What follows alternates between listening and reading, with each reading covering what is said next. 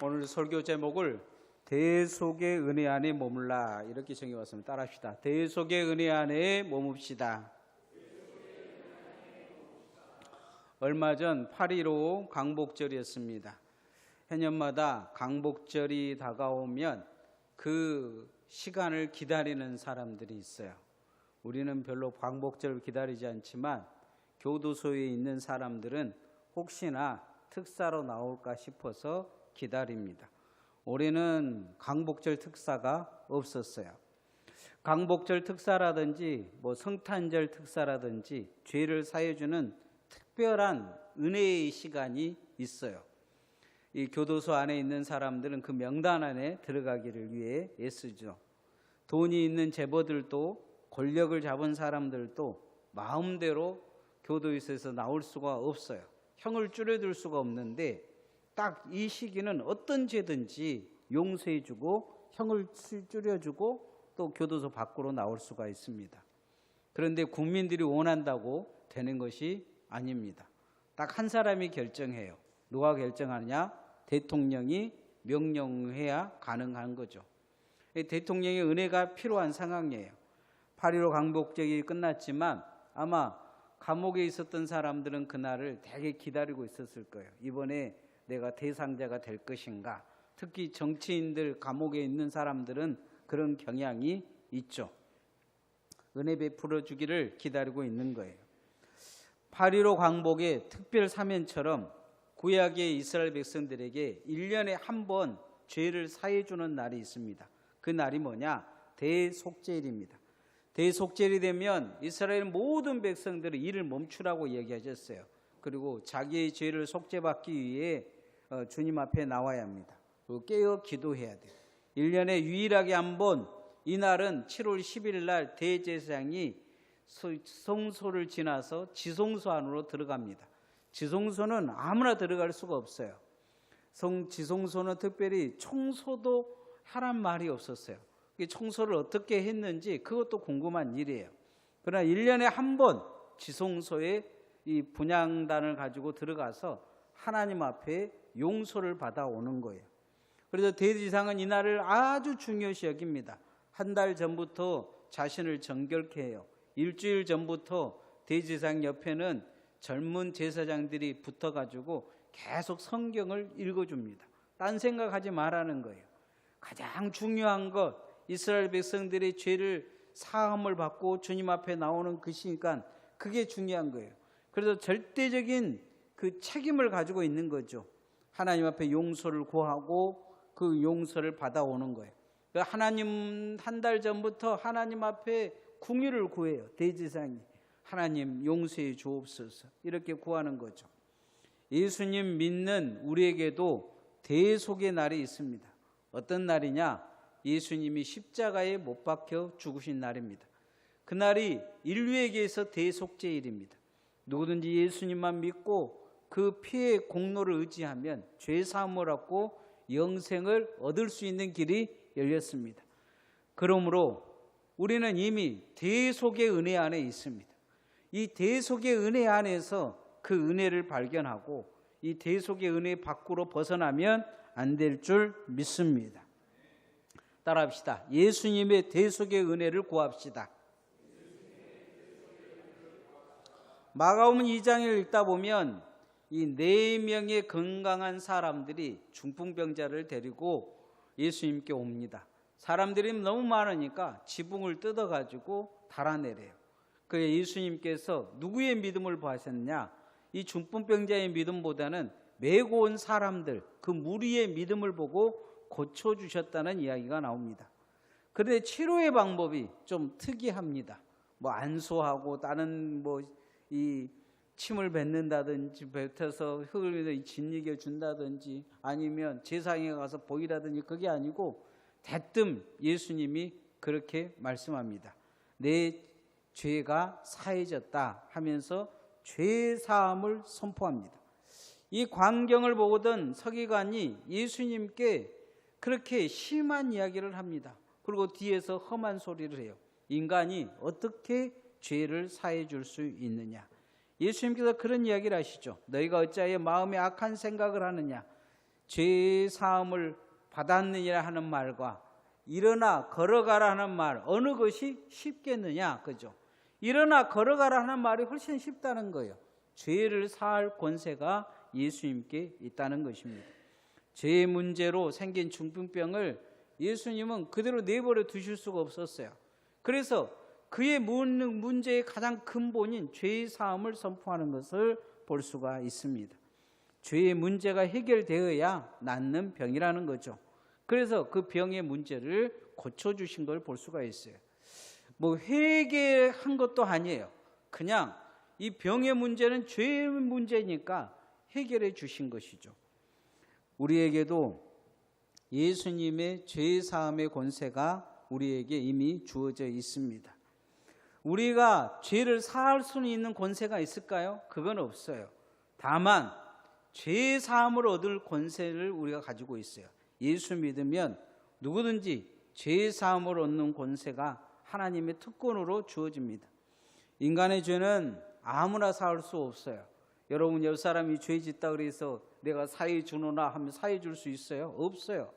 나에게 지은 죄는 내가 용서해 줄 수는 있어요. 그러나 다른 사람에게 지은 죄라든지 뭐 감옥 갈 죄를 여러분이 용서해 준다고 해서 그 사람이 감옥 안 들어가느냐, 그런 일은 없다는 거죠. 인간의 죄는 그 무엇으로도 소멸할 수가 없어요. 그런데 하나님이 이 인간의 죄를 딱 소멸할 수 있는 조건을 만들어 놓으셨어요. 그건 뭐냐면 우리가 예수 믿으면 누구든지 죄 사함을 얻고 구원을 얻는다 말씀하고 계셔요. 예수님이 없는 구약에는 이것을 다른 때 정리하기보다 하루를 날을 잡아서 하나님이 정리해 주셨어요. 그 날이 바로 대속죄일이에요. 자, 16장 30절 말씀 한번 읽어보십시다. 시작. 이날에 너희를 위하여 속죄하여 너희를 정결하게 하리니 너희 모든 죄에서 너희가 여호와 앞에서 정결하리라. 하루 딱 정해가지고 이날에 정결케 해주겠다는 거예요. 모든 죄를 용서해 주셨다는 거예요. 그래서 하나님 앞에 나와야 되는 거예요. 하나님 앞에 공의를 구해야 되는 거예요. 그 은혜와 공의를 필요하다는 거죠. 그 안에 머물라 요구하고 있는 것을 볼 수가 있습니다. 이날은 누가 무슨 죄를 지었다 정지하고 들추는 날이 아니에요. 나의 죄를 회개하고 죄의 문제를 주님 앞에 나오면 무조건적인 용서가 있는 거예요. 그냥 어떤 죄든지 1년간 지은 죄를 용서해 주신 거예요. 마찬가지로 오늘 우리가 하나님 앞에 나오면 그 은혜의 보좌 앞에 나가면 죄의 사함을 얻게 돼 있어요. 용서받게 돼 있어요. 너희들이 죄가 주홍같을지라도 눈과 같이 희어질 것이다 말씀하고 계셔요. 예수님을 통한 이 완전한 속죄, 우리가 그것이 필요해요. 이미 우리는 그것을 또한 얻었어요. 이 대속의 은혜 안에 우리가 있어요. 그래서 이 은혜 안에 늘 머물러야 될 줄 믿습니다. 놀이터에서 헛된 엄마 아빠와 함께 갔다가 엄마 아빠가 잠깐 한눈 파는데 애도 그냥 누군가를 따라가서 고아가 된 사람이 있어요. 우리 지금이야 뭐 통신이 발달돼서 누가 없어지면 막 핸드폰에 뜨고 온 CCTV가 있어 찾고 막 그러지만 그게 쉽지가 않아요. 우리도 마찬가지죠. 주님 손 한번 놓치면 다시 잡기가 힘들어요. 제 기억으로는 어렸을 때 5월 5일 날 목포 유달산을 간 적이 있어요. 사람이 어찌나 많이 그 유달산에 모였던지 기차가 가다가 쓰고 기차가 가다가 쓰고 그랬어요. 그런데 유달산에 가서 아버지를 잃어버렸어요. 그래가지고 나는 또 아버지 찾으러 돌아다니고 아버지도 나를 찾으러 다니고 그리고 방송이 나오더라고요. 방송. 그래서 그날 간신히 아버지 만나고 엄청 두들겨 맞았어요. 그날 그런데 두들겨 맞는데 별로 아프지가 않더라고요. 얼마나 겁이 났는지. 아버지 잃어버리면 이제 나는 그때 막 그 방송에서 그런 이야기 많이 했거든요. 애들 잡아다가 서울역에서 구두 닦게 하고 껌파리 하고 그때 어렸을 때 그 생각한 것 같아요. 나는 이제 껌파리 하는 신세가 된다. 우리가 교회를 다녀도요, 자꾸 이 은혜를 확인해 봐야 돼요. 내가 은혜 안에 머물러 있는가. 신앙생활을 하다 보면 어느 정도에서 은혜에 떨어져 버린 사람들이 있어요. 예수님을 만났던 사람들 중에 은혜 안에 있는 사람들은 그가 바리새이든지 서기관든지 율법사인데 예수님을 만났어요. 그런데 은혜에서 멀어져 버린 사람들은 예수님을 만나고 나서 더 강팍해져요. 예수님을 만나고 나서 문제가 드러나요.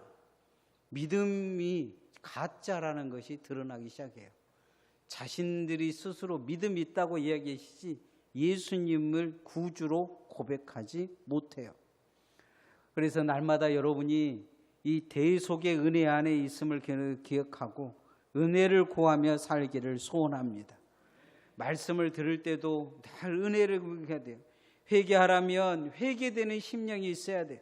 주님 앞에 누구든지 죄의 문제를 가지고 오면 회개하면 용서해 주셔요. 그런데 회개가 되지 아니하면 문제가 생길 수 있어요. 그래서 여러분이 은혜 안에 있는지를 확인하고 은혜 안에 머물 수 있기를 소원합니다.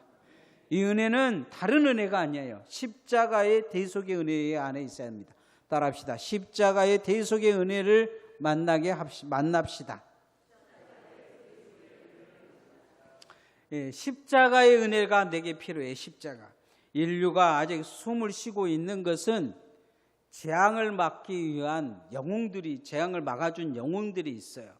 1986년 4월 26일에 이 소련의 인간이 만든 태양이라는 원자력 발전소가 폭파됐어요.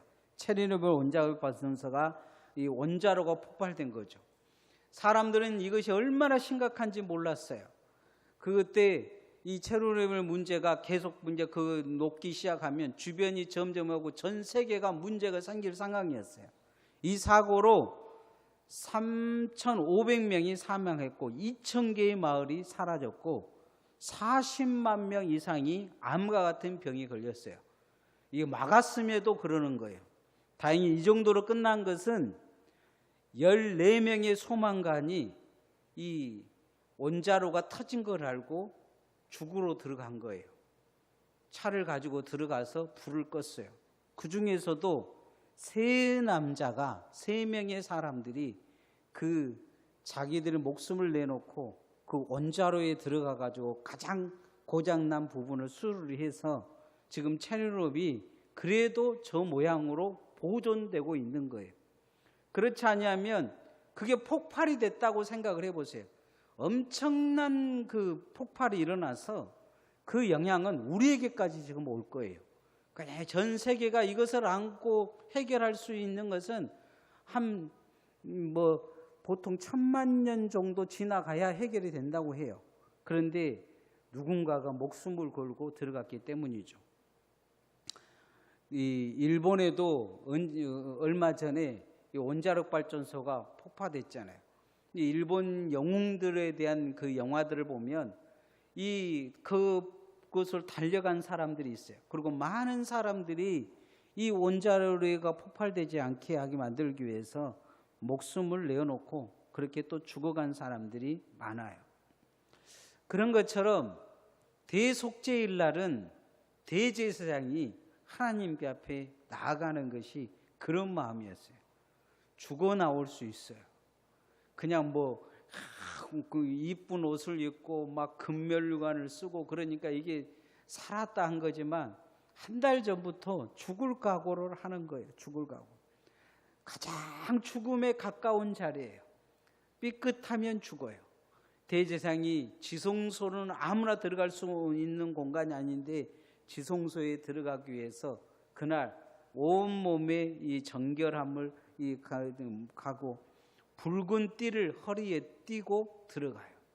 혹시나 못 나오면 또 자기가 못 나오면 그걸 자기 시신을 데리고 들어오는 사람이 죽을까 싶으니까 이렇게 차고 들어간 거예요. 거기서 납작 엎드려서 하나님 앞에 용서를 구하는 거예요. 그냥 하나님 내가 우리 용서해 주세요. 기도했습니다 하고 이렇게 나올 수 있는 게 아니에요. 사인을 주셔야 돼요. 용서해 받았다는 확신과 사인이 있을 때까지 못 나와요. 거기서 얼마나 땀을 흘리면서 뻘뻘 흘리면서 하나님 앞에 죽었다 하며 엎드려서 기도하겠어요. 그리고는 그렇게 안 나오면 뒤에서 당겨봐요. 그럼 아직도 살아있다고 사인을 주면 그렇게 하죠. 이 죄의 문제, 묶은 붉은 줄을 가지고 가는 거예요. 죄의 문제를 대제사장이 짊어지고 가는 거예요. 이 성소에서 죽더라도 이 문제는 해결해야 1년간 우리 이스라엘 백성들 후손들이 산다 생각하고 목숨 걸고 반드시 해결해야 될 문제였어요. 16장 33절 말씀 읽어보십시다. 시작. 지성소를 속죄하며 회막과 제단을 속죄하고 또 제사장들과 백성의 회중을 위하여 속죄할지니. 지성소를 위해 속죄하고 회막과 제단을 위해 속죄하라는 거예요. 이 속죄가 없으면 예배도 예배가 아니에요. 기도가도 기도가 아니에요. 하나님 앞에 반드시 해결해야 될 문제예요. 마찬가지로 우리에게서도 반드시 해결해야 될 문제는 뭐냐? 예수님의 십자가의 은혜에 내가 못 박혀야 돼요. 그 십자가의 사람 그 은혜를 내가 경험해야 돼요. 그렇지 않으면 교회 다니는 것이 그냥 헛것이에요. 아무 의미가 없어요. 교회만 그냥 성경책 떼고 왔다 갔다 한 것밖에 없어요. 예수님의 십자가의 보혈의 공로, 그 은혜를 믿어야 될 줄 믿습니다. 우리를 하나님이 왕 같은 제사장으로 부르셨다고 이야기를 하고 있어요. 그래서 우리도 또한 그 사명이 있어요. 어떤 사명이 있느냐? 우리의 모든 사람들의 죄를 내가 짊어지고 간 것처럼 중보해 줘야 돼요. 그게 십자가를 지고 가는 거예요. 그냥 누가 뭐 잘못했다 하고 그냥 책망하고 이 소문내고 그놈을 가지고 징계하려고 하고 그것이 우리가 할 일이 아니에요. 예수님은 우리에게 오셔서 그렇게 대제사장 역할을 하시지 않았어요. 십자가에서 우리를 위해 죽으셨어요. 우리를 책망하기보다 우리를 불쌍히 여기셨어요. 우리를 긍휼히 여기셨어요. 그래서 우리를 살려준 것을 볼 수가 있습니다. 마가의 다락방에서 성령 받은 주님의 제자들은 성령 받고 달라졌어요. 왜 달라진 것 중에 한 가지는 뭐냐? 그들이 영혼 구원을 하기 위해서 대제사장 역할을 하는 것을 볼 수가 있습니다. 오늘도 우리도 마찬가지입니다. 하나님이 우리를 왕같은 제사장으로 불러주셨는데 우리는 그림없이 성도들의 죄를 내 죄로 알고 하나님 앞에 긍휼을 베풀어 달라고 기도해야 될 줄 믿습니다. 또한 때를 얻든지 못 얻든지 깨어 전도해야 될 것입니다. 이것이 바로 십자가의 은혜가 내게 있는 것입니다. 여러분이 그 십자가의 은혜를 붙들고 살기를 소원합니다. 이 십자가의 은혜가 없으면 우리는 정죄하는 인생이요 심판하는 인생으로 끊임없이 살게 될 것입니다. 남을 십자가에 못 박혀 살 거예요. 내가 대신 십자가에 못 박혀 죽은 일은 전수에 없을 것입니다. 주님이 우리에게 주신 마지막 사명, 주님의 사명이 바로 우리가 대제사장처럼 하나님 앞에 속죄의 제물로 살고 속죄의 해결점으로 사는 그런 성도들 되어지시기를 소원합니다. 그게 바로 생명 얻는 생명의 길로 인도하는 것입니다. 따라합시다. 생명 얻는 생명의 길로 인도합시다.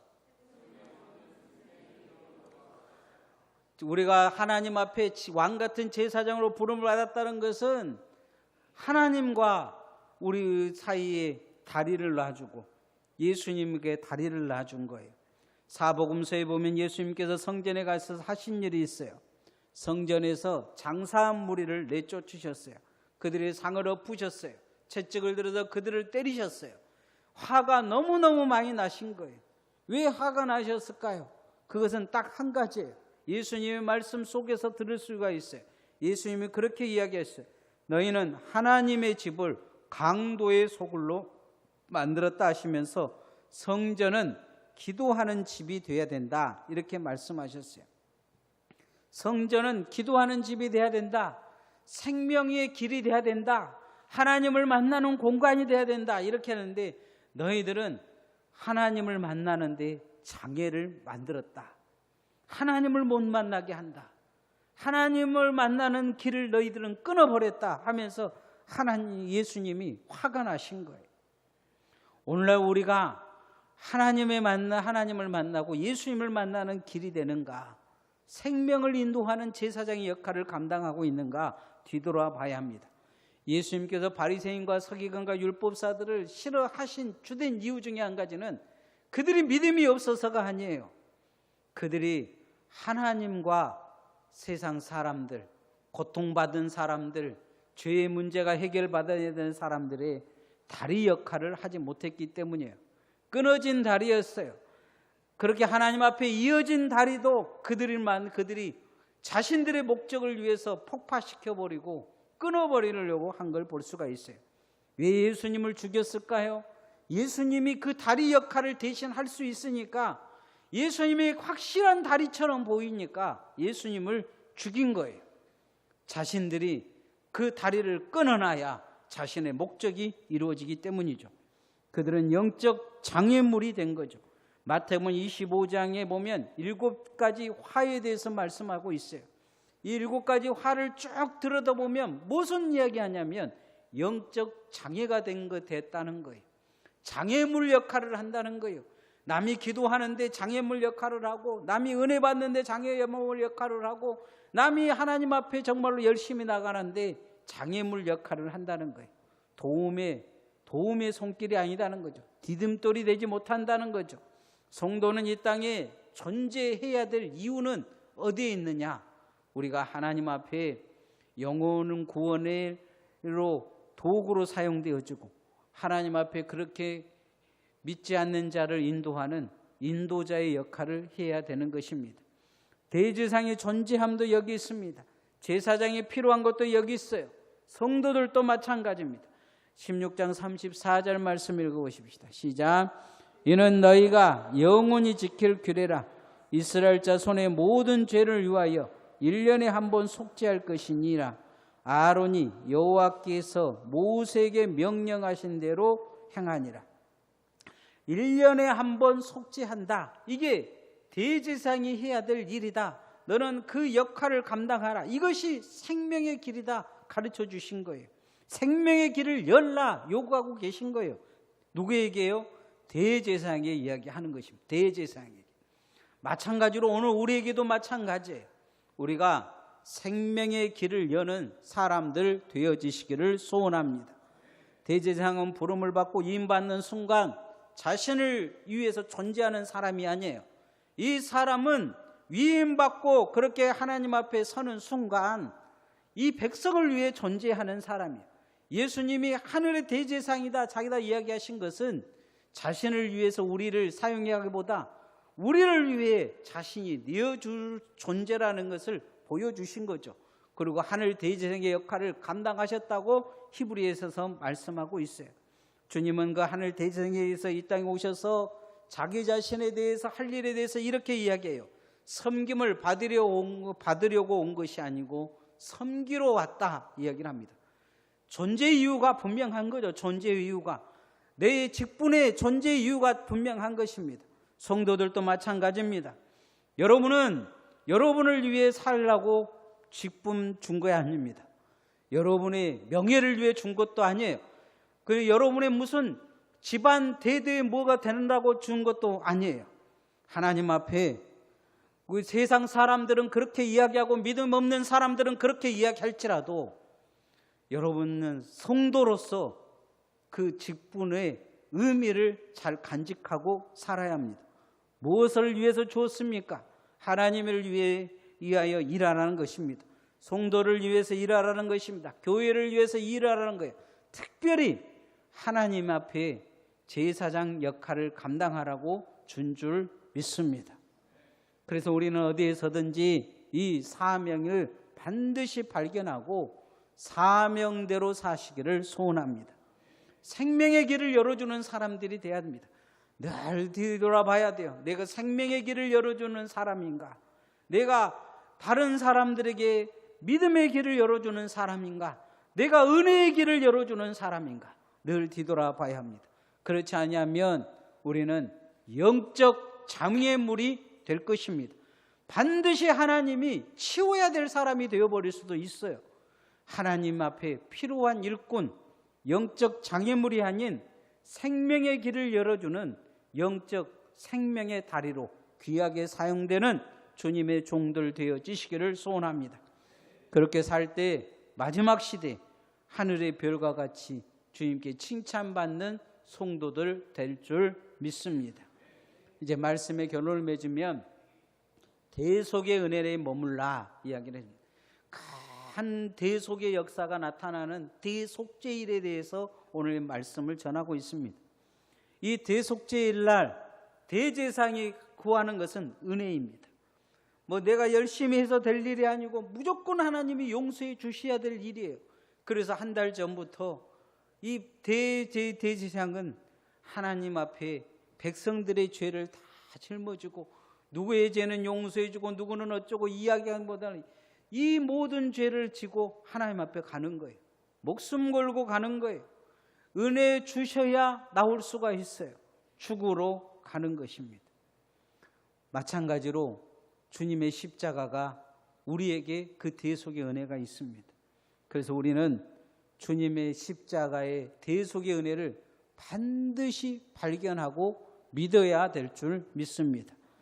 교회 다니는 것이 아무 의미가 없을 수 있어요. 교회 다니는 것이 주님 만나러 가면 아무 의미 없는 삶이 되어버릴 수 있어요. 지옥 갈 수 있어요. 예수 그리스도의 십자가, 그걸 믿어야 돼요. 그 대속의 은혜가 내 은혜 돼야 될 줄 믿습니다.